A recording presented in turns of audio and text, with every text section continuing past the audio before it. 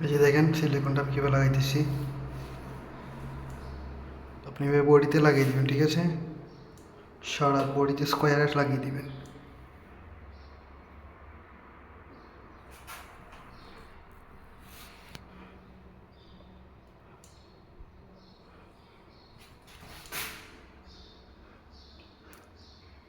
ঠিক আছে, আপনি দেখে নিন কীভাবে লাগাইতেছি।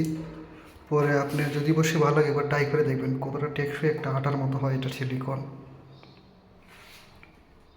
এই যে দেখেন আমার লাগানো শেষ, আমি অফ করে দিলাম। এখন দেখেন আমি এই যে এখানে লাগাবো একটা অ্যাডজাস্ট ফ্যান। এখন দেখেন এই যেভাবে এটা লাগিয়ে দিলেন, কোনো ঝামেলা নাই, ছাপ দিলেন হয়ে গেল।